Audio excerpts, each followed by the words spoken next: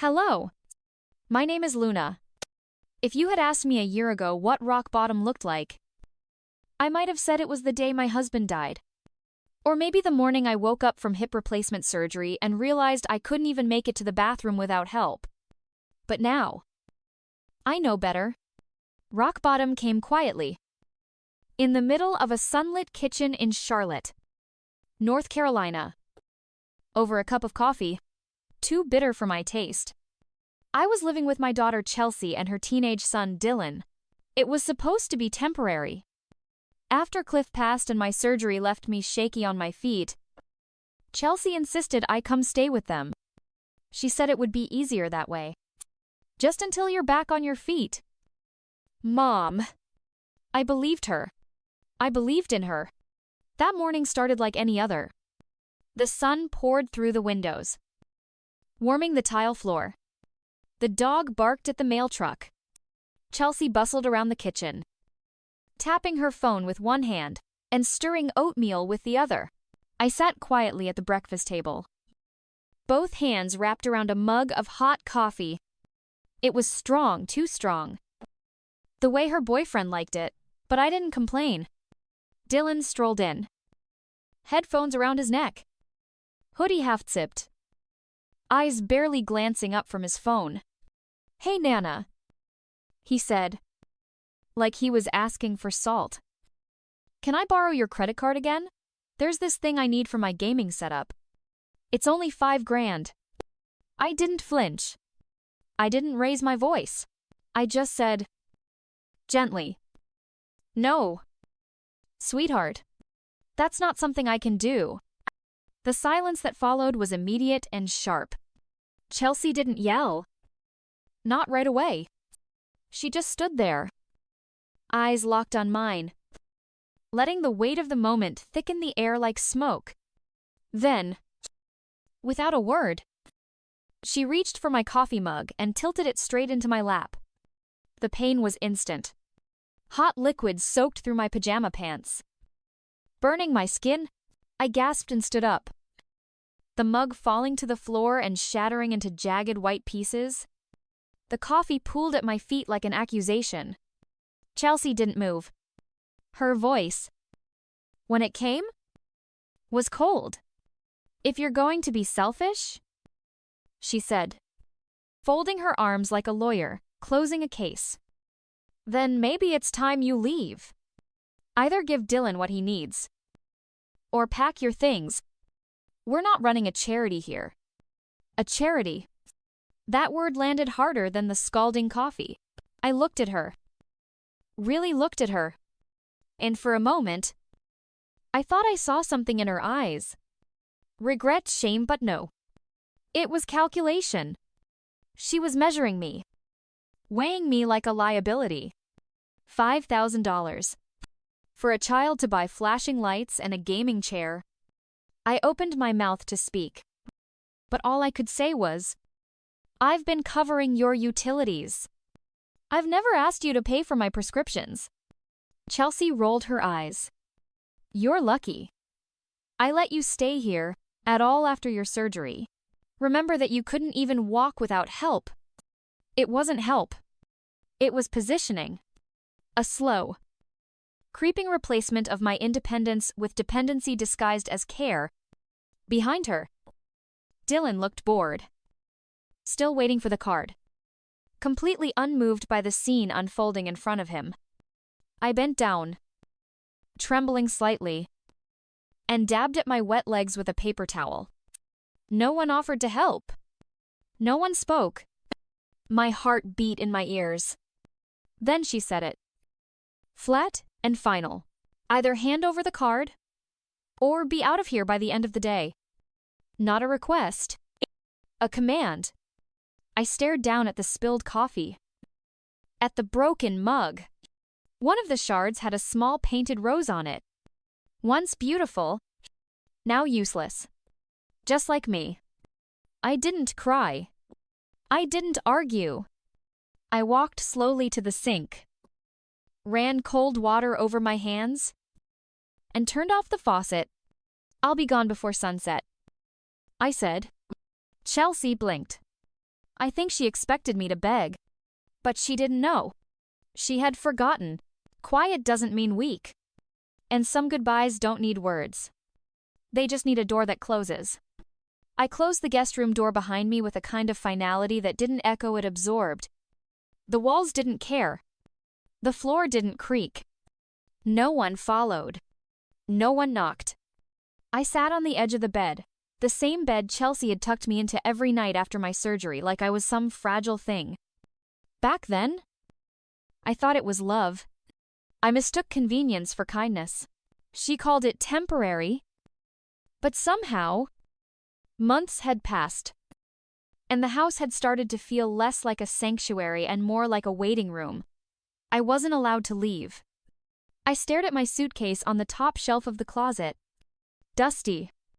Untouched. I reached for it, steadying myself with one hand against the dresser. My hip ached. But I didn't wince. That kind of pain was familiar. What hurt more was knowing how deliberately I'd been made small. In the drawer beneath a stack of neatly folded linens, I found the envelope I'd hidden months ago. Inside were photocopies of my birth certificate, my insurance cards, and a printed routing number for my bank account. I didn't even remember when I tucked them away. Maybe I did know, deep down, that a moment like this would come. Maybe I just didn't want to believe it. I moved around the room slowly, gathering what I needed. A pair of slippers, a cardigan Cliff had given me on our last Christmas together. I opened my jewelry pouch, not much left. Just a few costume pieces and my pearl ring.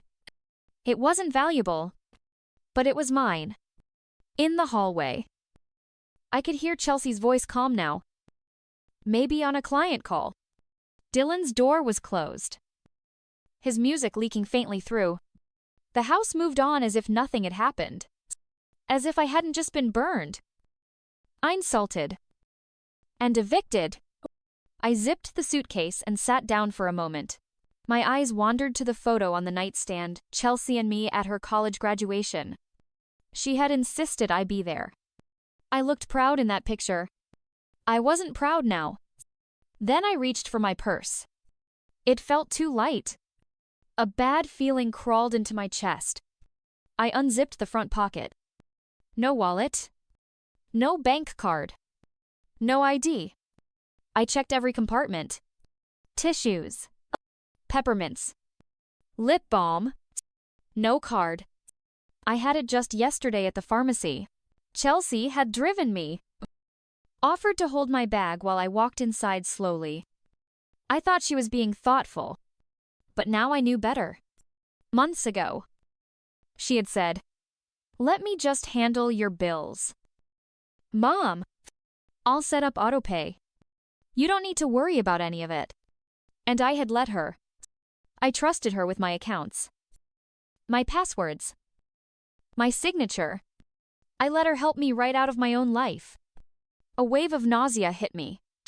I opened the drawer beside the bed and pulled out a small spiral notebook. On the last page, I had written down my account numbers and a few passwords. I flipped through the entries. Grocery lists. Dosage notes. And, scattered in between moments that now seemed like warnings. When did I last see a bank statement? When was the last time I even logged into my own account? She had made everything paperless. She said, to simplify things. But what she simplified was my access to anything that belonged to me.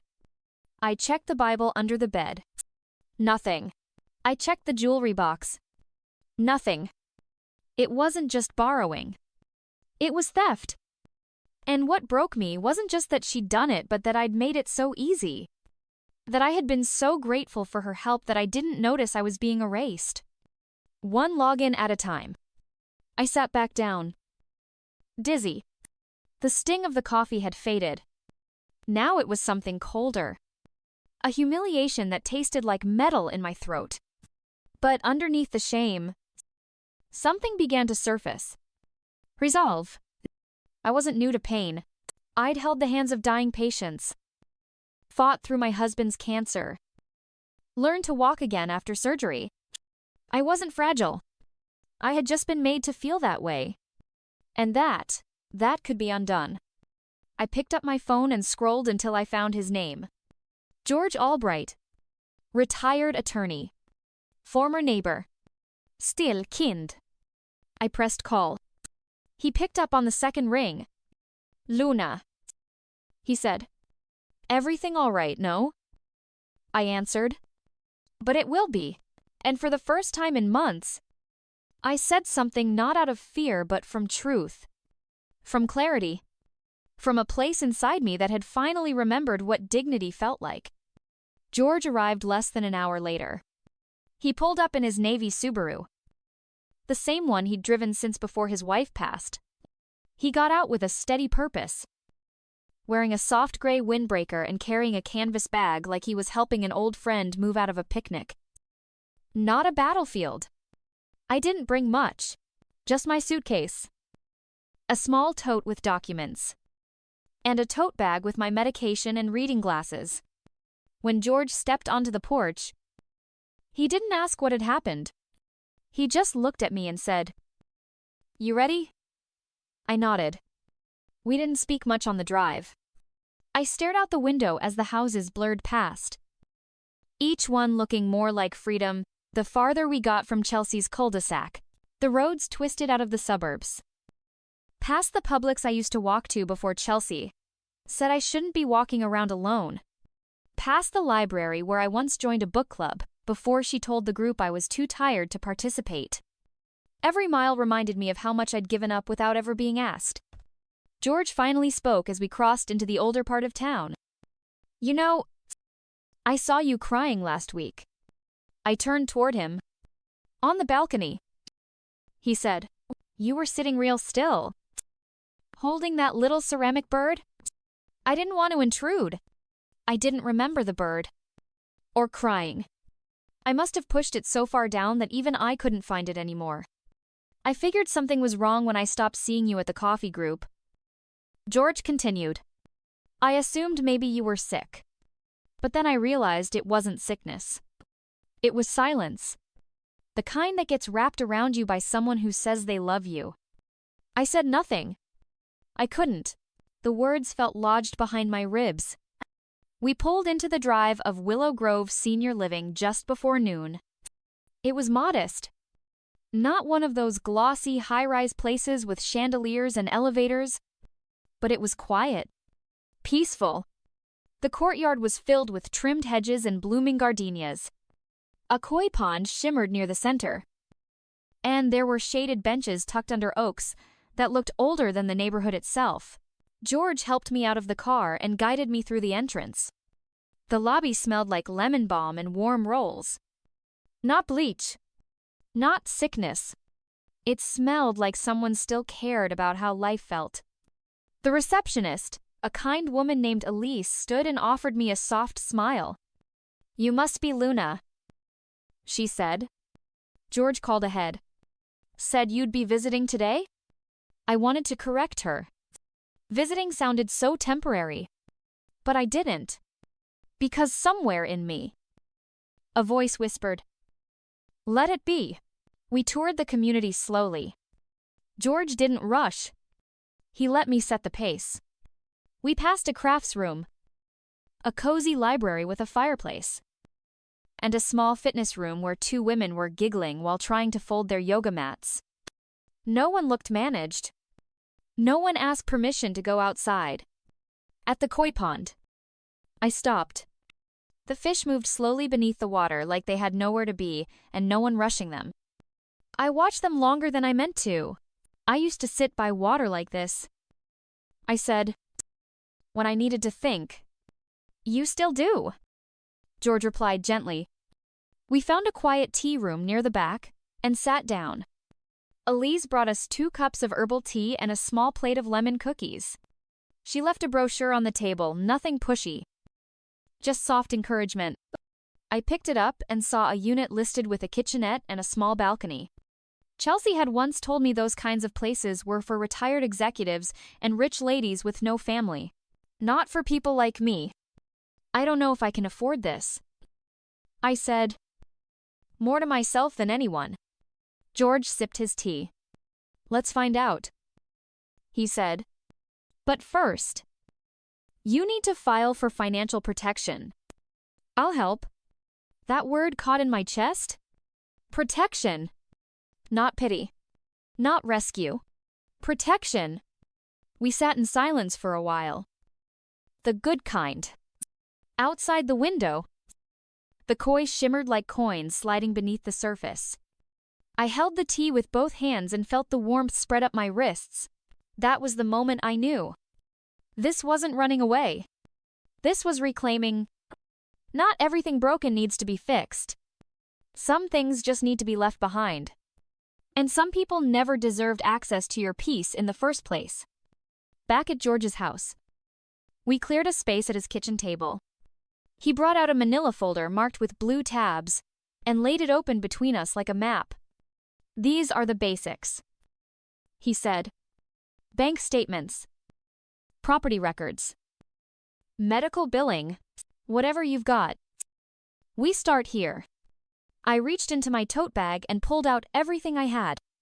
Crumpled receipts, photocopies of insurance cards, a yellowed folder labeled Medicare that Chelsea once laughed at for being too old school, and my notebook pages torn, scribbled, stained in some places from tears I didn't even remember shedding. It's messy, I admitted. George smiled. Truth usually is. He began sorting everything by category, making notes as he went. His hands were slow, but methodical, kind. No rush, no judgment. I watched him underline a transaction on one of the bank printouts. PayPal withdrawal at 307 a.m. Tagged to a vendor I'd never heard of. Then, another 2 Xbox purchases within a week. Then, a recurring charge from a designer sneaker site. Do you shop at any of these places? He asked. I shook my head. That's good. That means we can prove unauthorized use. He looked up at me. Luna, you weren't just being used. You were being harvested. The words stung. But I didn't flinch. Because I already knew. What mattered now was someone else finally knew too. I told him about the house, how Chelsea had transferred the title to her name right before my surgery. She said it would make the paperwork easier with the hospital. George leaned back in his chair, brow furrowing. You mean the house you bought and paid off 30 years ago? Yes. And she had it transferred, I nodded. Did you give her power of attorney? No. Then she forged something. Or she misled someone. He stood and retrieved a second folder thicker, full of blank forms and instructions. Legal documents. Protective trusts. He handed me a pen. You're going to transfer everything back, he said. Into your name? Legally. We'll build a living trust with you as the sole authority. That way, if anything ever happens again, no one can touch what's yours. I blinked at the forms. The idea of it all taking it back felt impossible. Heavy. George must have seen the doubt in my eyes. You already did the hardest part. Luna. You left? You said no. This is just paperwork. We spent the next few hours scanning documents, labeling files, making copies. I scribbled down everything I could remember. Dates, logins, conversations. Every strange charge and lie I'd brushed off as just a mistake. At one point, I found an old email from my bank, dated 6 months ago. It notified me that my statement delivery method had been changed. I never opened it. Chelsea must have intercepted it before I even saw it. You're going to need a new bank account, George said. One she doesn't know about. I'll go with you tomorrow. By the time the sun dipped below the trees outside, we had assembled a full case file, 12 pages of transactions, 7 recorded statements, and a formal request to freeze all accounts tied to Chelsea's name. We're not looking for revenge. George reminded me. Just protection. And accountability. I nodded. Later that night, back in my temporary room at Willow Grove, I opened the last drawer of the nightstand. Inside was a letter Cliff had written me before he died. I hadn't touched it in over a year. Only open this when you're tired of pretending you're okay. The envelope read. I unfolded the paper with shaking hands. Luna, if they ever make you feel smaller than the woman I married, don't argue. Don't explain. Just leave. You don't owe anyone the right to dim your light. Use what's yours. And make damn sure they can't take it again. Underneath was a check. $10,000. Still valid. Still untouched. I stared at it. Stunned. He knew. He knew this world, this life. This family could turn on a dime. Even daughters. I picked up my phone and called George. You busy? For you. Never. Then let's sell a house. I said. And open a trust they can't touch. Because this time, I wasn't reacting. I was reclaiming. The next morning, I signed the trust paperwork at George's porch table. One page at a time. The documents were crisp and heavy. Each signature a quiet revolution. When I was done, George leaned back and said, Well, Luna, the house is yours again. This time, with locks only you hold the keys to. By that afternoon, the property reassessment was scheduled. George had connected me with a real estate agent named Maria Caldwell. A no-nonsense woman with a sharp bob and sharper instincts. She promised to keep everything confidential. We've seen daughters like Chelsea before. She said, Don't worry. Miss Whitmore, you're not alone. I didn't have to wait long. 2 days later, while I was folding laundry in my room at Willow Grove, my phone buzzed. 3 missed calls. All from Chelsea. The 4th time, I picked up. Mom. She snapped. There's a woman here, saying she's evaluating the house for resale. What the hell is going on? I stayed quiet for a second, letting her words fill the space. That's correct, I said calmly. Silence. Then venom. You can't be serious. This is our home. You don't even live here anymore. No. Chelsea, I said. It's not our home. It's mine. Always was. You're being cruel. No. I'm being clear. She started to spiral, then ranting about betrayal. About everything she'd done for me. About how Dylan needed stability. About how she didn't understand how I could do this. But the line that stayed with me was this. You only miss me now that I said no. I ended the call without another word. That same evening, I received a text from Maria. Evaluation complete. Your daughter attempted to interfere. But I remained professional. We'll follow up with listing details tomorrow. I leaned back in my chair, letting that message settle in my chest like something warm and long overdue. Not vengeance. Not triumph. Just proof. She thought I wouldn't do it. She thought I couldn't. That same night, George dropped by with lemon cake and a thick envelope of printed materials title confirmations. Account statements. A formal letter from the trust lawyer declaring Chelsea's removal from any and all access to my estate.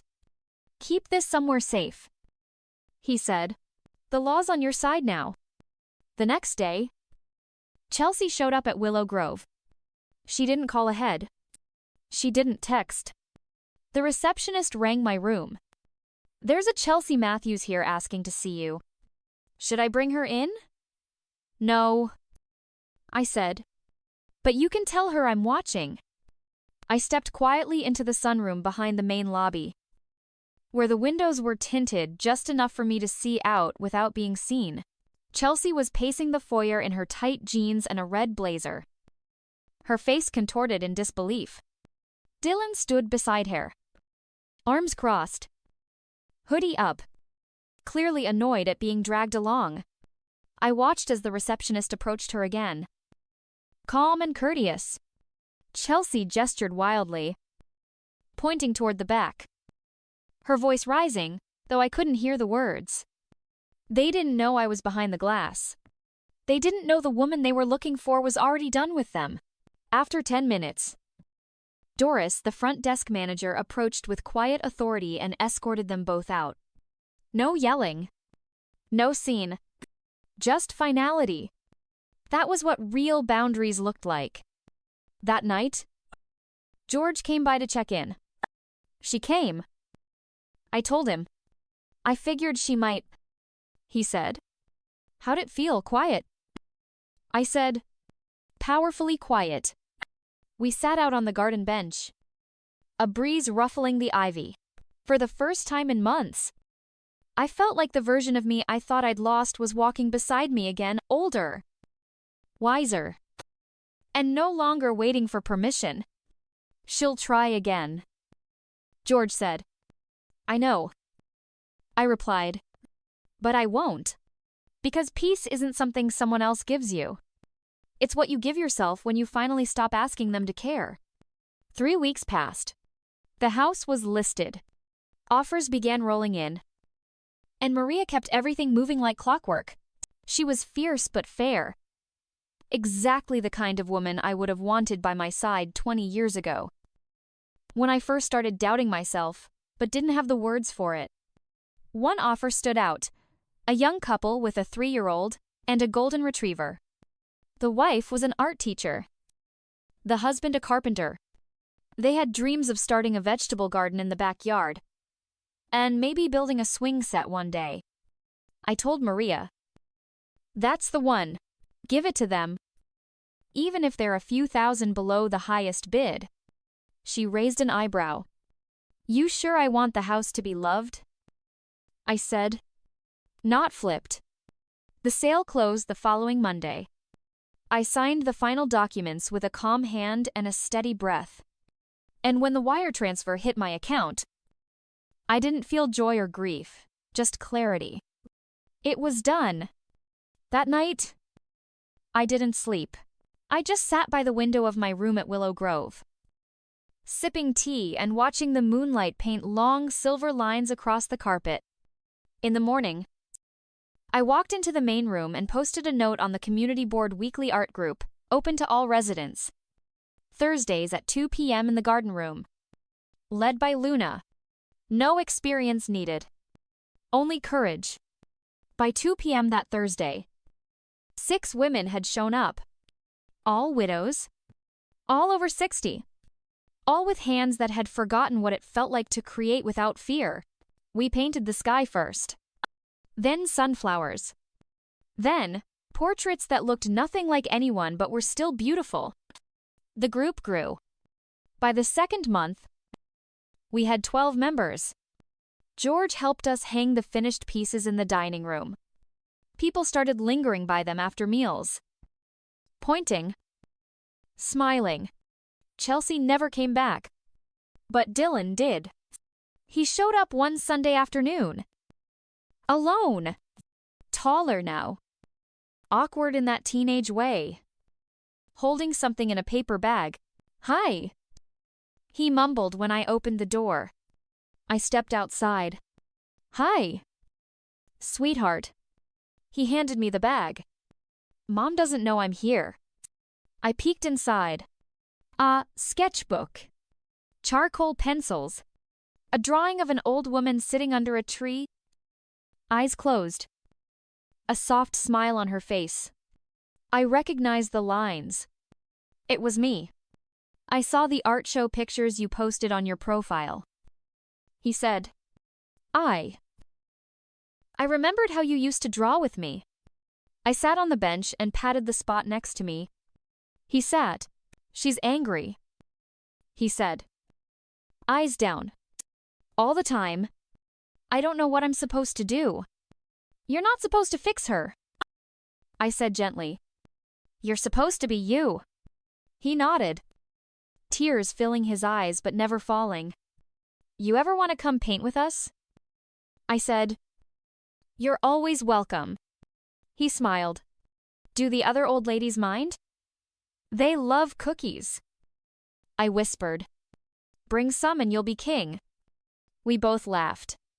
When he left, I didn't ask him to stay longer. I didn't promise things would get better with his mother. I just hugged him like I'd wanted to for months.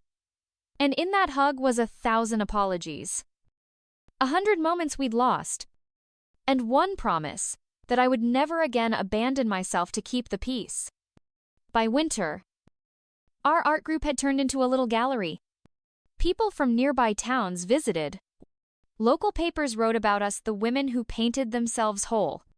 One journalist asked me what inspired the whole thing, and I told her the truth. Losing my house helped me find my home again. And it turns out, it was never made of wood and nails. It was made of women, of resilience, of second chances. The article went viral, but I didn't care about that. I cared that the women in my group started laughing again. I cared that Dylan came every other Sunday, bringing cookies and asking for more charcoal. I cared that for the first time in my long, winding life. I was no longer trying to prove I was good enough. I just was. And that was enough. Spring came quietly, with pink blossoms sneaking into the corners of the garden like shy dancers waiting for their cue. Life at Willow Grove had found a rhythm gentle, unhurried, honest. And in that softness, something bloomed inside me too. I no longer woke up dreading the day. I woke up curious. One Thursday, after our art group finished painting a mural in the hallway, 12 hands, 12 brush strokes, one wild, blooming tree, I sat alone by the window with my journal. And I asked myself, not out of fear, but from a place of strength, who are you now? Luna.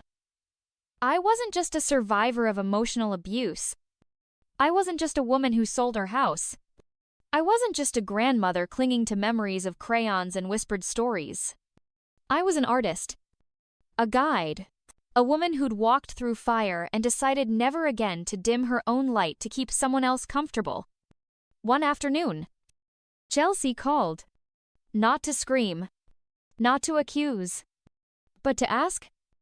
In a voice almost too quiet to hear, "Were you scared when you left?" I breathed in and said, "Yes.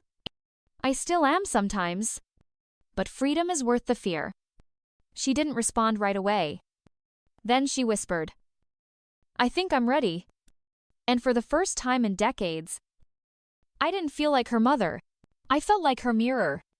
Weeks later, I saw her name on the art group sign-up sheet. Not as Chelsea. She signed it as C. Morgan. A new name. A new chapter. As for Dylan, he kept painting. His lines got bolder. His skis brighter. One day, he told me, "Grandma, I don't want to be like Mom or Dad. I want to be like you. Brave." That night, I cried. But not from sadness. It was the kind of cry that comes when the soul finally exhales. You see, healing doesn't always roar. Sometimes, it's just a quiet Thursday afternoon. A paintbrush in your hand. And the knowing that you're finally home within yourself. If you're listening to this, and you feel trapped, forgotten, or like your story ended years ago, let me tell you something as someone who's been there. It's never too late to begin again.